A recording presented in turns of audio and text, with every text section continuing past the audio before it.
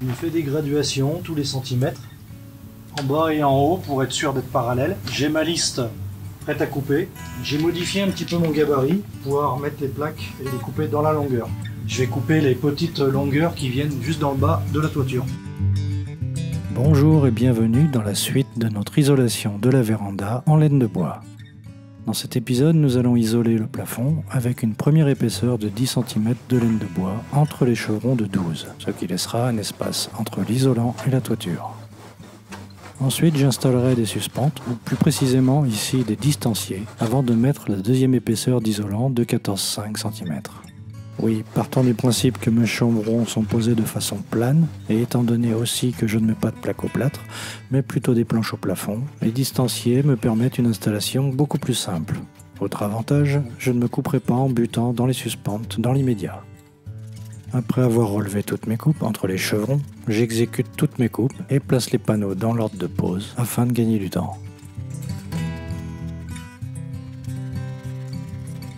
Je vous explique comment j'ai décidé de procéder pour cette pose et pour quelles raisons. Pour pouvoir enquiller la plaque, vaut mieux la mettre au milieu, que si j'essaye de faire glisser la plaque entière entre les chevrons de plus de 50 cm, c'est-à-dire à peu près 60 cm, ça va la frotter tellement fort, j'y arriverai pas, je vais tout massacrer. Donc je vais partir avec un petit bout d'en bas et la grande plaque dans le milieu. Et là après je verrai sur place soit la plaque en bas et la chute en haut, ou soit la plaque en haut et la chute au-dessus des poutres.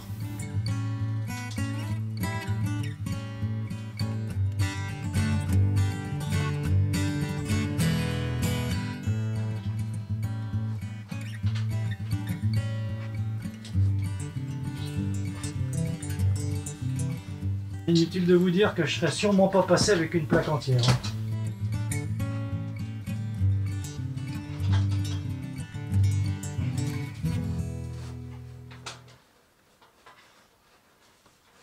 Le but est quand même de laisser les 2-3 cm qu'il y a au-dessus des chevrons pour que ça fasse une circulation d'air entre la toiture et l'isolant.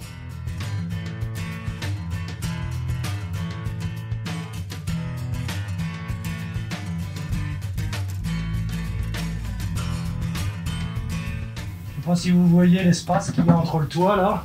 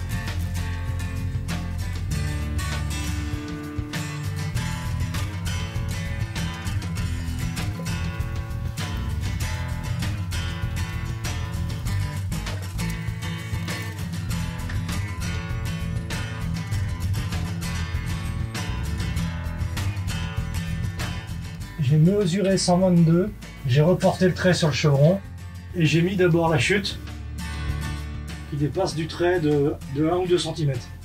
Et après j'ai emboîté la grande plaque.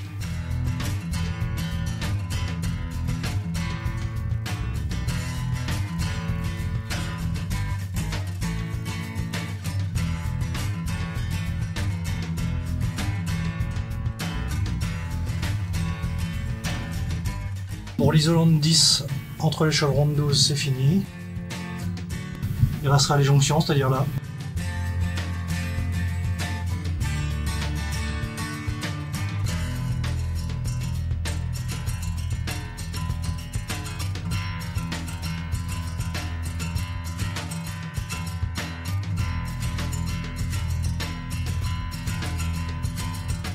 Avant de pouvoir faire la deuxième couche d'isolation sur le plafond, il va falloir que je contrelate à ce niveau-là, comme ceci, parce que le plafond va recouvrir cette traverse et donc je n'aurai plus rien pour mettre mes contrelates après, une fois que j'aurai mis l'isolant. Et pour pouvoir contrelater, il faut que j'ai mis le pare-vapeur. Donc je vais mettre le pare-vapeur sur les murs. Bon, le pare-vapeur, ça sera pour une autre vidéo, puisqu'il y en a aussi au plafond. Maintenant, je vais mettre en place les distanciers. Pour pouvoir continuer l'isolation du plafond. Alors, pour ceux qui mettent des suspentes, il faut le faire avant la première épaisseur de laine de bois. Pour cela, je mets un distancier à chaque extrémité, en veillant au dégagement d'éventuelles bosses sur la panne, et tends une ficelle entre les deux. Ensuite, il ne me reste qu'à placer les autres distanciers par rapport à la ligne créée par la ficelle.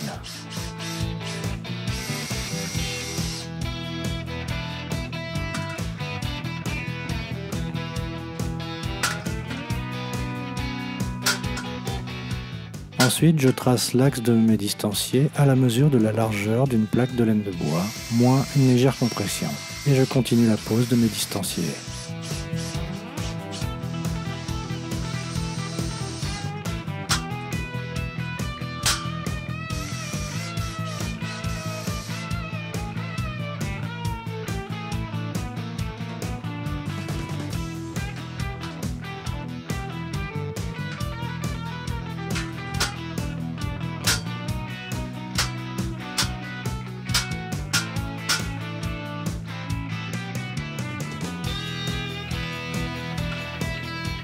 Parfois, il est nécessaire de rallonger une fourrure. Je vous montre ici comment je procède.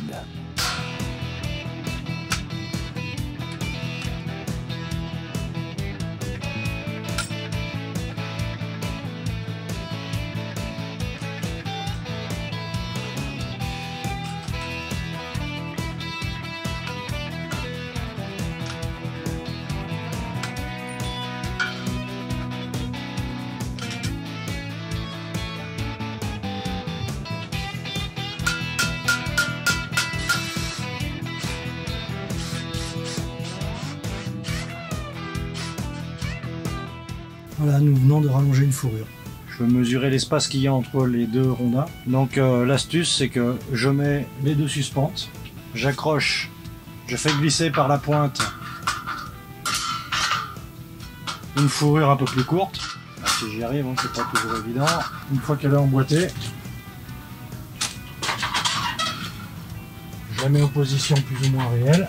Je peux mesurer combien il me manque au bout. Comme ça, je peux mesurer seul la longueur qu'il me faut. Je fais un zigzag avec la ficelle, comme ça je pose toutes les suspentes en même temps. J'ai préparé les fourrures qui étaient à rallonger. Ah, j'oubliais, avant ça.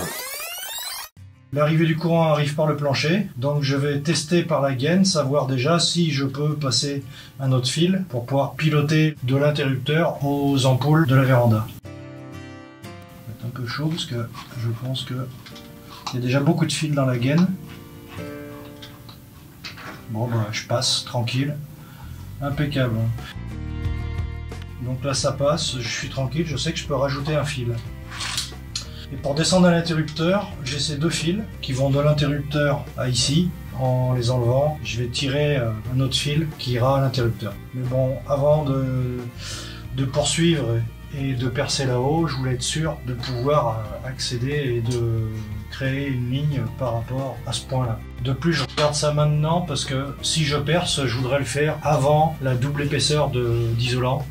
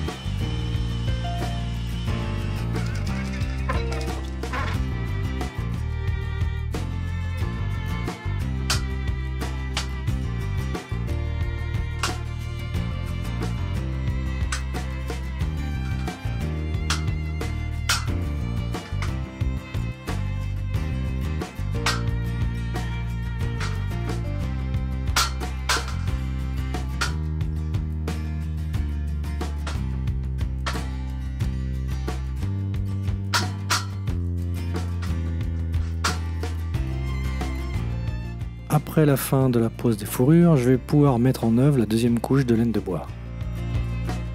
Mais ça sera dans le prochain épisode. Dites-moi dans les commentaires si ça vous a plu. N'hésitez pas à liker, partager, vous abonner pour ne rien rater des prochaines vidéos. Et je vous dis à bientôt!